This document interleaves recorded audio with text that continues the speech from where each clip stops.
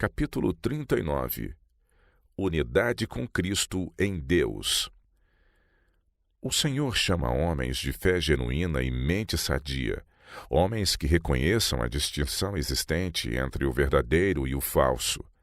Cada qual deve estar de sobreaviso, estudando e pondo em prática as lições ministradas no capítulo 17 de João, e mantendo fé viva na verdade para este tempo. Precisamos desse domínio próprio que nos habilita a pôr os hábitos em harmonia com a oração de Cristo. Segundo as instruções que me foram dadas por um ser que tem autoridade, devemos aprender a atender à oração registrada no capítulo 17 de João. Devemos fazer dessa oração nosso estudo principal. Todo ministro do Evangelho, todo médico missionário deve aprender a ciência dessa oração. Meus irmãos e irmãs, peço-lhes que levem a sério essas palavras e façam seu estudo com espírito calmo, humilde e contrito, além das energias salutares da mente que se acha sob a direção de Deus. Os que deixam de aprender as lições contidas nessa oração estão em perigo de apresentar um desenvolvimento unilateral, que nenhum preparo futuro há de plenamente corrigir. Não rogo somente por estes, disse Cristo, mas também por aqueles que pela sua palavra hão de crer em mim, para que todos sejam um como tu, ó Pai, o és em mim e eu em ti, que também eles sejam um em nós, para que o mundo creia que tu me enviaste. E eu dei-lhes a glória que a mim me deste, para que sejam um, como nós somos um. Eu neles e tu em mim, para que eles sejam perfeitos em unidade e para que o mundo conheça que tu me enviaste a mim e que os tens amados a eles, como me tens amado a mim. Pai, aqueles que me deste, quero que onde eu estiver, também eles estejam comigo, para que vejam a minha glória que me deste, porque tu me has amado antes da fundação do mundo. Pai justo, o mundo não te conheceu, mas eu te conheci, e estes conheceram que tu me enviaste a mim. E eu lhes fiz conhecer o teu nome, e lhe o farei conhecer mais, para que o amor com que me tens amado esteja neles, e eu neles esteja. João, capítulo 17, versos de 20 a 26. É propósito de Deus que haja unidade entre seus filhos. Não esperam viver juntos no mesmo céu? Está Cristo dividido contra si mesmo?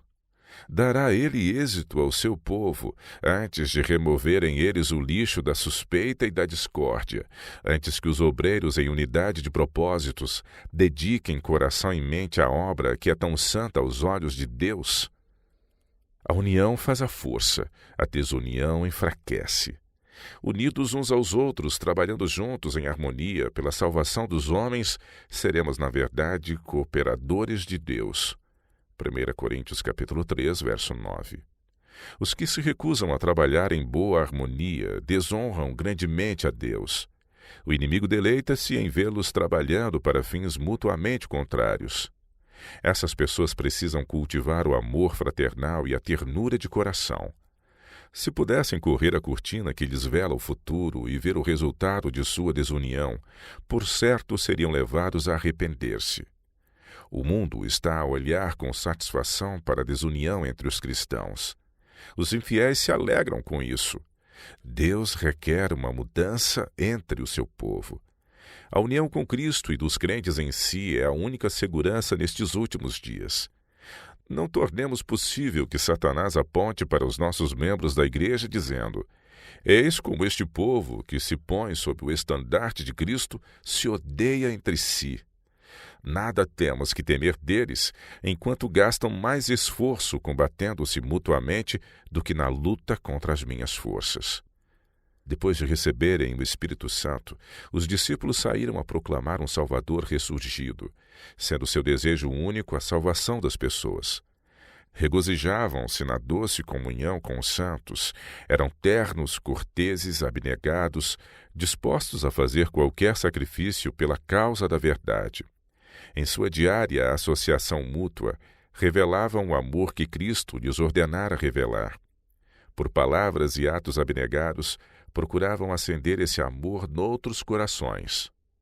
Os crentes devem sempre acariciar o amor que enchia o coração dos apóstolos depois de receberem o Espírito Santo.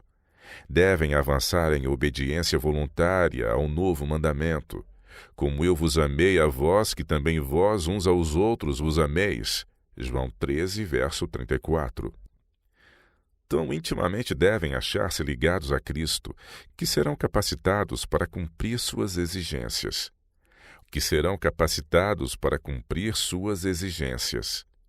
O poder de um Salvador capaz de os justificar por sua justiça deve ser engrandecido.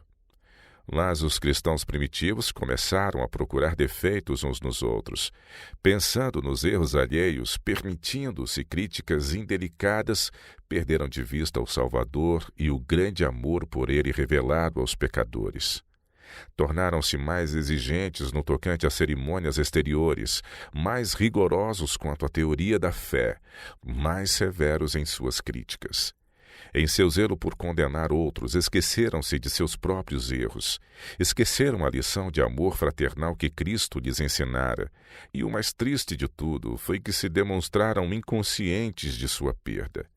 Não perceberam que estavam perdendo a alegria e a felicidade e que logo estariam andando em trevas, tendo excluído do coração o amor de Deus. O apóstolo João reconhecia que o amor fraternal estava a declinar na igreja e deteve-se especialmente sobre este ponto. Até ao dia de sua morte, instou com os crentes para que exercitassem constantemente entre si o amor. Suas cartas às igrejas estão repletas desse pensamento. Amados, amemo-nos uns aos outros, escreve ele, porque o amor é de Deus. Deus enviou seu Filho unigênito ao mundo para que por ele vivamos. Amados, se Deus assim nos amou, também nos devemos amar uns aos outros. 1 João 4, de 7 a 11. Na Igreja de Deus há hoje grande falta de amor fraternal. Muitos dos que professam amar o Salvador deixam de amar os que a ele se acham unidos em comunhão cristã.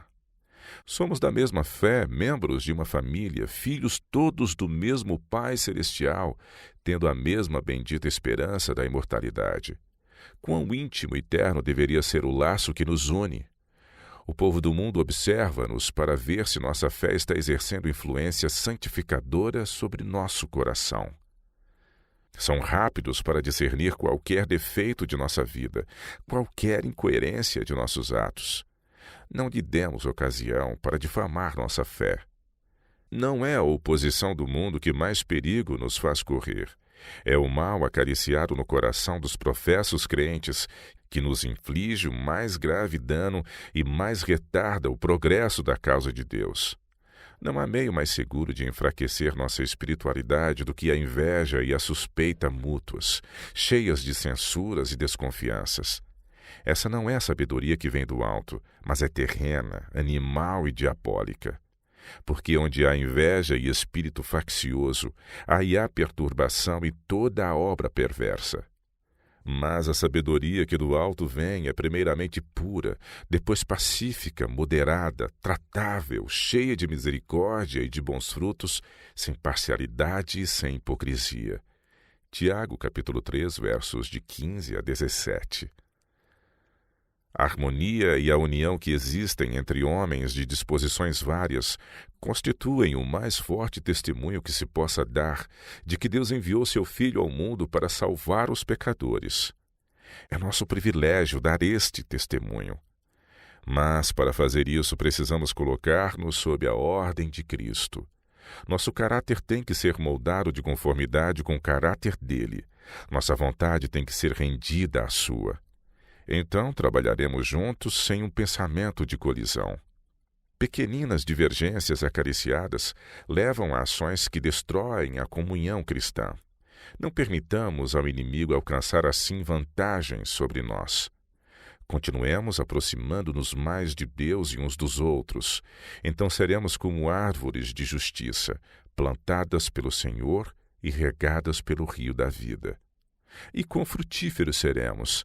Não disse porventura Cristo: nisto é glorificado meu Pai, que deis muito fruto? João capítulo 15, verso 8. O coração do Salvador está posto em seus seguidores que cumprem o propósito de Deus em toda a sua altura e profundidade. devem eles ser um nele, embora se achem espalhados por todo o mundo. Mas Deus não os pode fazer um em Cristo, a menos que estejam dispostos a renunciar à sua vontade pela vontade dele.